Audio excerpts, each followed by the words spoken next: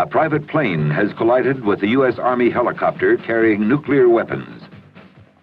The two aircraft have crashed in the rural town of Wamoni, California. Explosions, smoke, and fire attract the townspeople and a volunteer fire department to the crash site. People are injured trying to rescue the crash victims, and soon an ambulance speeds the injured to a nearby hospital. Before long, the sheriff and state police arrive. The press learns of the crash and videotapes it from the air. Closer inspection reveals that this is actually the Nevada test site, the setting for the exercise in responding to a nuclear weapon accident. The exercise will test the validity of the lessons learned and the corrective actions generated from the nation's first major nuclear weapon accident exercise held in 1979. This exercise will also provide for expanded participation by civilian emergency response agencies. California, in particular, has been invited to participate because it is widely recognized as having a well-organized emergency response capability. During the exercise, a number of federal agencies, along with the Departments of Defense and Energy, will practice the coordinated procedures necessary to manage a nuclear weapon accident. The exercise, NUWAX 81, has begun.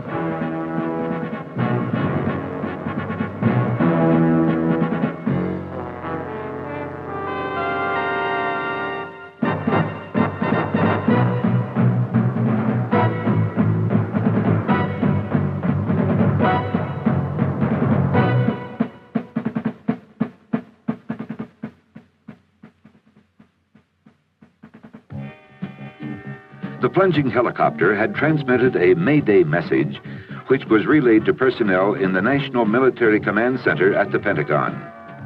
They started tasking forces to respond to a broken arrow, the code word for a nuclear weapon accident. The Pentagon first notified March Air Force Base, which was the closest military installation to the accident, and ordered them to deploy the initial response force. The NMCC then found that the California Highway Patrol dispatcher had already alerted March. One of the first lessons learned in this no-fault exercise was that the notification of response forces could come from civil agencies as well as through military channels. As a result, the military's initial notification system was expanded to tie in with operations centers of the Federal Emergency Management Agency and the Department of Energy. As March's initial response force was preparing to depart for Wamoni, the base command post alerted a Navy explosive ordnance disposal team from North Island Naval Air Station, California, to join them. Meanwhile, the California Highway Patrol had asked the California Department of Transportation to bring in radiation monitoring equipment. Exercise planners challenged state agencies with the potential problems of radioactive contamination in an accident of this type, affecting land, vehicles, local industry products, livestock, and townspeople. After both the crash and the townspeople's response had been staged, two short-lived radioactive elements, radium-223 and mercury-197, were dispersed to enhance the realism of the problems posed in the exercise. These elements exercise radiation detection instruments as the materials in nuclear weapons would. Their half-lives, however, are days rather than thousands of years. Their concentrations were low, thus allowing the accident site to return to normal pre-exercise radiation levels in a relatively few days. Because of the danger of further explosions, the sheriff and state police had evacuated the town. When the California Transportation's monitors showed evidence of radioactivity, authorities retained people for medical observation if they had been at the accident site. They notified the hospital that those injured in the accident response might have been contaminated. The state's Office of Emergency Services was informed of the contamination, and a health officer was dispatched. When the initial response force arrived, The on-scene commander, Air Force Lieutenant Colonel Robert Shea, was briefed on the situation.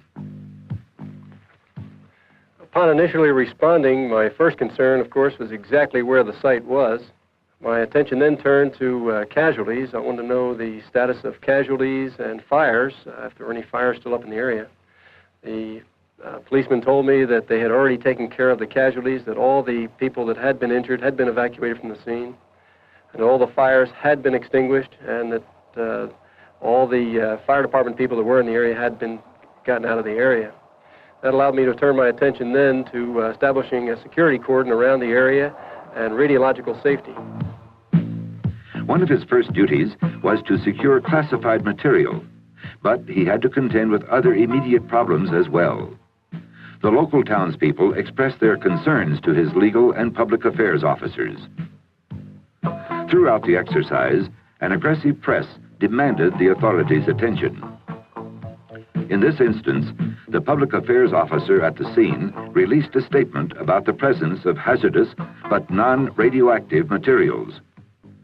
Due to communications breakdowns, he did not know that the military authorities in Washington had already publicly confirmed the presence of radioactivity. Right at the initial response time, did not know that the Department of Defense had made a public release that weapons were involved. Ultimately, that proved to really be beneficial to us because it enabled us to be able to talk freely out on the site with the press people. The exercise pointed out the need for closer coordination between the response force commander at the scene and the National Military Command Center and other headquarters. While legal and public affairs officers responded to questions from local residents and the press, two newspaper photographers approached the accident site and took pictures that might have shown classified material. Although the Air Force personnel insisted on confiscating the film, it actually would have been up to the civil authorities or FBI to do so. This brought up a recurring point in the exercise. Who's in charge and who has jurisdiction? The initial on-scene commander established a national defense area to protect government property. This is essentially a military restricted area established on private land and within a civil jurisdiction. It was manned by perimeter guards, and during the course of the exercise, its legality was challenged by concerned citizens. This pointed out a need for the federal government to be prepared to explain to the public the necessity of such exclusion areas. The on-scene commander established some communications within 20 minutes of his arrival and immediately initiated weapon reconnaissance. The radiation monitoring team and the Navy Explosive Ordnance Disposal team soon accounted for 1 weapon, 5 casualties, and 3 cans of classified components. While teams continued the weapons search, the commander set up a contamination control station to control entry into the area. The National Military Command Center alerted the DoD's Joint Nuclear Accident Coordinating Center, or JNAC. The DoD JNAC, in turn, notified its DOE counterpart. The Department of Defense and Department of Energy's JNACs are located at Kirtland Air Force Base, New Mexico. These centers coordinate and dispatch specialized assets needed to deal with an accident, including air transportation. The DOE's JNAC alerted its accident response group and dispatched elements of the group to the accident site at the on-scene commander's request. They entered through the contamination control station and promptly identified a second weapon. The Federal Emergency Management Agency representative in the National Military Command Center helped coordinate the involvement of federal assets outside of the Departments of Defense and Energy at the national level. As an example, investigation of the accident had to be coordinated between the National Transportation Safety Board, concerned with the private plane, and the military. Since the Army had custody of the weapons at the time of the accident, the National Military Command Center directed the Army Operations Center to deploy a service response force to Wamoni. This response force was commanded by Major General Alan Nord from White Sands Missile Range, New Mexico. Specially trained response forces from around the country supported him. The hub of the Army's response force was the Nuclear Accident and Incident Control Team from Sierra Army Depot, California. Radiological control teams from the Army joined the Air Force Occupational and Environmental Health Laboratory to support the effort. Teams for explosive ordnance disposal, communications, security, and logistics also deployed. Base camp support for the response elements came from Fort Carson, Colorado. The Service Response Force's on-scene commander can retain any assets already on scene and can request others as necessary, regardless of their parent military service. When we arrived at the accident scene, my first initiative was to find Lieutenant Colonel Shea and determine the situation at the accident site. Because of the confusion of many activities at one time, I asked him to take 2 to 3 hours, put his people together, and come and give us a detailed briefing, all of us who had arrived on the scene with all of the different disciplines. With the concurrence of the Army Operations Center, General Nord requested additional assets. One such asset was the Air Transportable Radiac Package, an Air Force team from Kelly Air Force Base, Texas, which remains on alert to furnish technicians, equipment, and spare parts for radiological instrument repair. Airborne mapping and monitoring teams, such as the Air National Guard and Department of Energy's aerial measuring system, supported the accident response effort. Exercise planners presented unique challenges to the weapon recovery teams, composed of experts from the Army, Navy, and the national laboratories.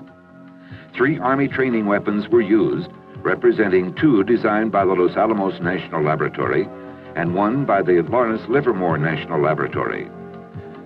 One of the weapons remained in the helicopter. Its explosive component had completely burned, but the weapon remained essentially intact. The second weapon's high explosive detonated in the fire, scattering pieces of the weapon and releasing contamination over a wide area. Because they could not readily find all of the pieces, the response group feared that some of the nuclear materials had fallen into the town water supply and contaminated it. Tests determined the water was contaminated, as was the fire truck when it refilled its tank. At first light, the second day, General Nord sent up a helicopter to search for the third weapon. My prime concern was to locate that third weapon. It was spotted in a gully about a quarter-mile southeast of the wreckage.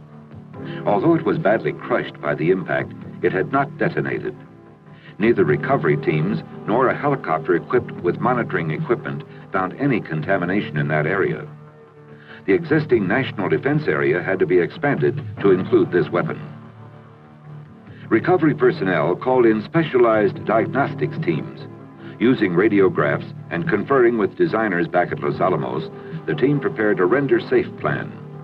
They decided that the loose pieces of high explosive could be removed and the remainder desensitized with a thorough application of oil.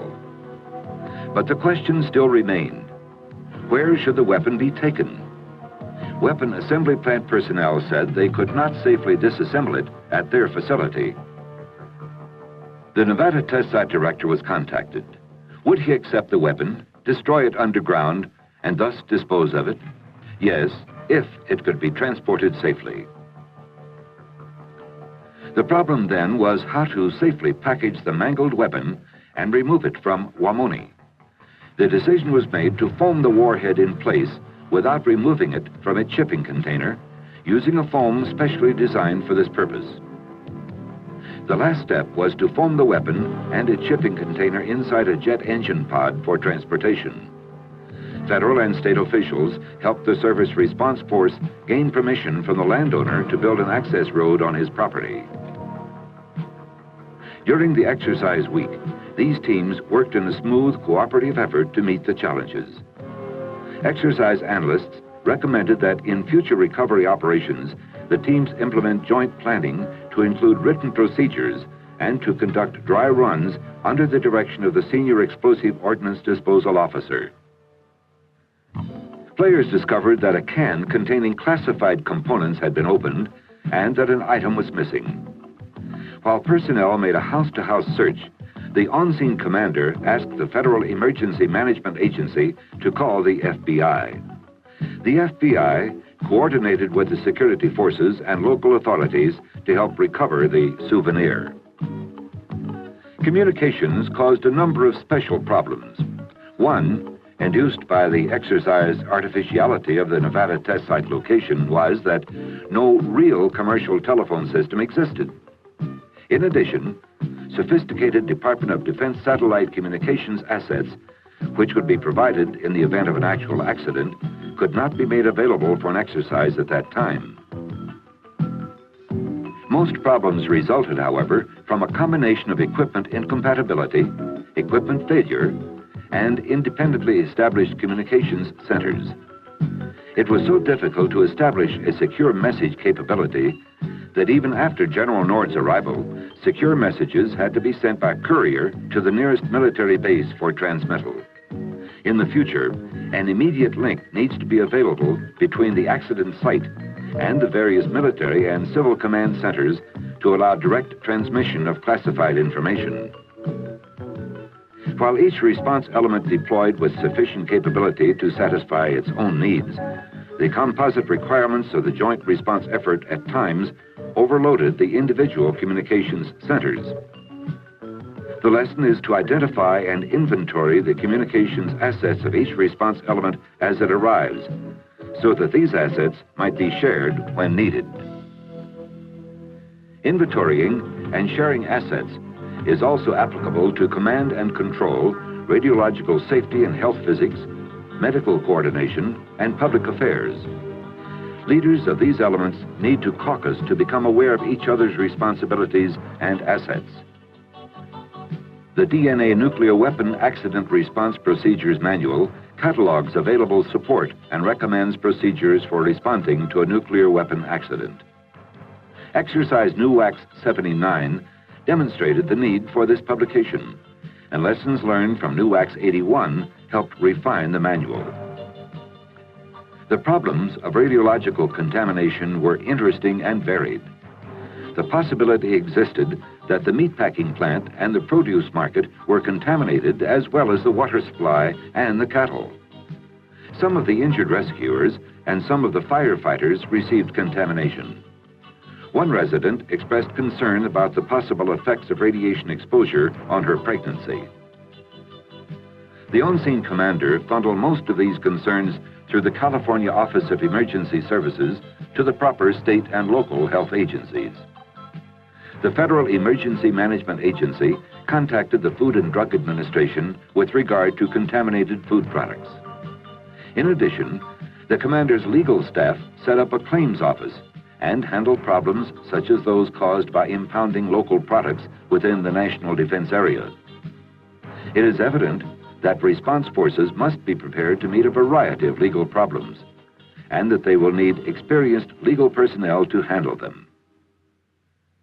California response personnel sampled soil and air around the perimeter, and the Army asked them to establish a bioassay program to screen the townspeople.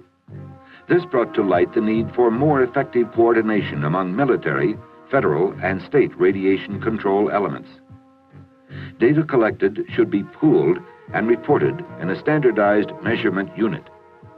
This data can then be used by a combined advisory staff to plan a total health physics program.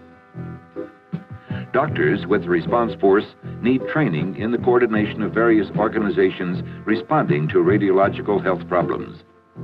Additionally, responding medical personnel must be trained to handle contaminated patients.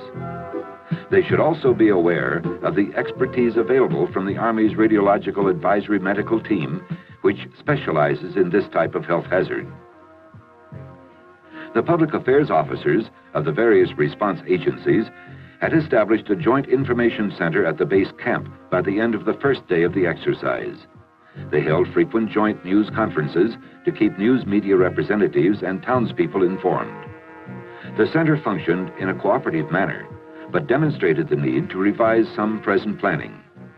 It was also evident that additional support personnel and equipment were needed.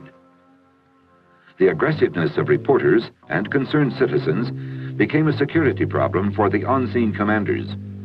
The initial response force security was especially handicapped by being too small to effectively cover the large national defense area perimeter. Lieutenant Colonel Shea, therefore, requested support from military and civil police.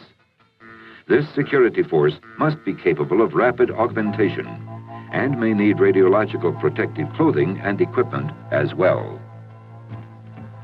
A demonstration one afternoon grew into a potential riot. General Nord requested more perimeter guards and sheriff's deputies and ordered extra security placed around the weapons. A water cannon was positioned at the gate. Some people acting as demonstrators penetrated the area and MPs removed them. During the demonstration, the assistant to the Secretary of Defense for Atomic Energy, Dr. James Wade, paid a visit and was surrounded by actors playing demonstrators and the press. Dr. Wade had expressed a vital interest in the accident, and General Nord gave him a thorough briefing. In general, I think Dr. Wade found that the exercise was fulfilling its objectives, and he found great interest in all of the technical aspects, legal aspects, and public affairs as well. Visitors to exercise NUWAX 81 were accommodated in two separate sessions, one for the real press and one for officials of the agencies involved in the exercise.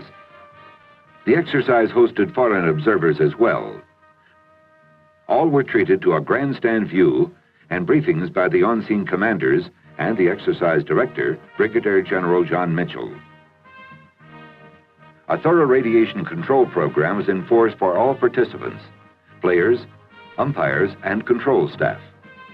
Everyone inside the control area was protected with anti-contamination clothing and respirators. In addition, the bioassay program was carried out with the use of detectors to screen perimeter security personnel as well as everyone who entered a contamination control station. A less visible aspect of the radiological control program was its documentation. The Defense Nuclear Agency retained exposure records of all NUWAX participants. The data were collected via radiation detecting film badges and the bioassay program. Of the 1,400 participants in the exercise, the only persons receiving even a measurable amount of radiation were some of the control staff's contaminant spreaders. The highest rating among that group was only 5% of the allowable quarterly dose for radiation workers in the United States. In the early part of the exercise, we gave priority to securing the weapons, to safing them, and recovering them. But also all along, we were concerned about site restoration, and we began work immediately on that aspect as well. The basic questions addressed were, what must be done, who will approve and carry out the plan, and who will pay for it? Finding the answers to these and related questions will be a significant aspect of the long-term effort associated with the response to a real nuclear weapons accident. The Environmental Protection Agency and the Food and Drug Administration assisted in formulating the cleanup plan, since the environment, livestock, and produce were involved. All response elements agreed that the Federal Emergency Management Agency should be in charge of developing the plan and coordinating its final approval among the various agencies. The chief of the Special Air Force Contamination Disposal Team was assigned as the Chief of Staff for site restoration. He coordinated areas of responsibilities and duties with the appropriate agencies. Restoration planners from these agencies agreed on measurement criteria to use for soil sampling and the depth of contaminated soil removal. It was apparent that federal agencies should continue to develop collective guidance for radioactive cleanup. In order to prevent contaminated soil from being blown by the wind before it was removed, the on-scene commander wanted to spray it with a fixing agent. The Environmental Protection Agency concurred if residues from the agent would not adversely degrade the environment. The Army Operations Center identified a military airborne firefighting system which could airdrop the agent. Tracking a request for support such as this illustrates some of the command and control complexities which need to be examined. military forces are used in support of the on-scene commander through his own chain of command and in support of the Federal Emergency Management Agency through the Army's Directorate of Military Support. Technically, military responsibility for the area ended with the removal of the weapons. However, California asked the Army to remain to control the contaminated area until civilian security could be arranged because of the long-term nature of the problem. The California governor asked the president to declare Wamoni a disaster area.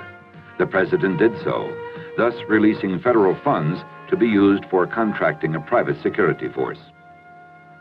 Even though site restoration problems were not played out completely in the exercise, NUWAX 81 was a major accomplishment.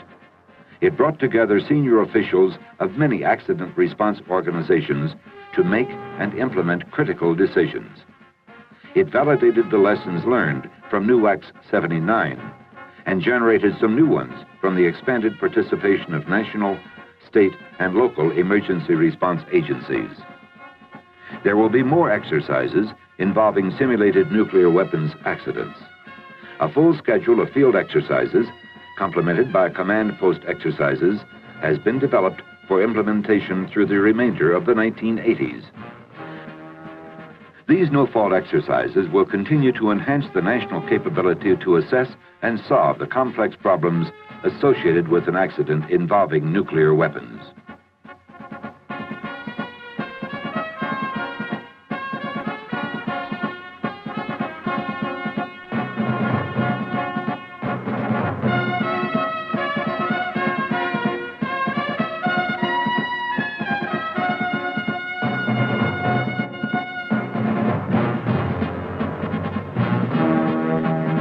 A private plane has collided with a U.S. Army helicopter carrying nuclear weapons.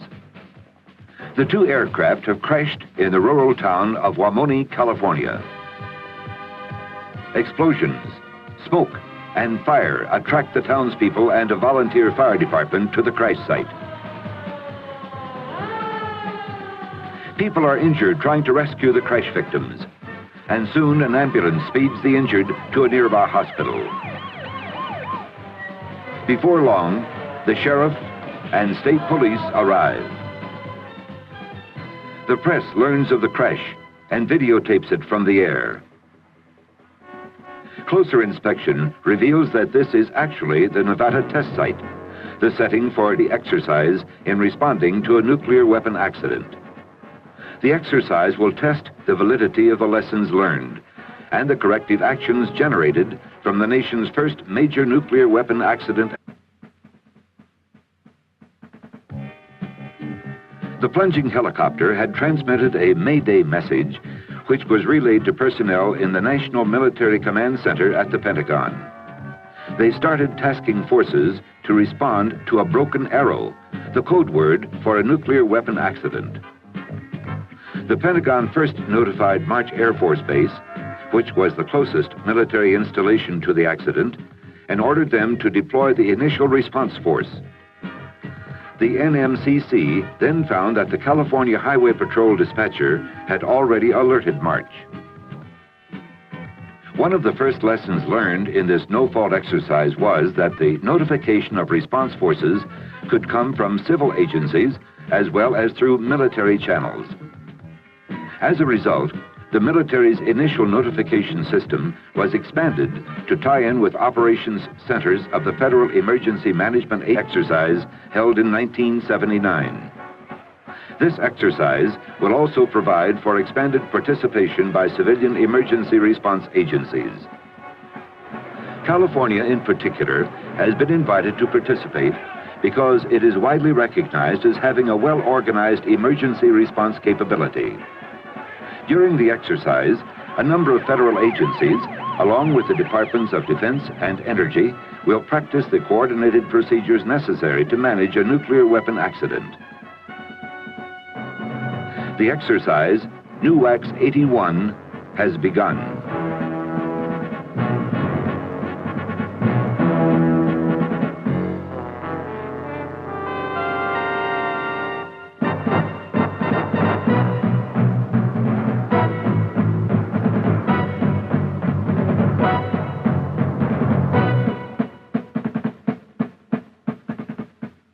Agency and the Department of Energy.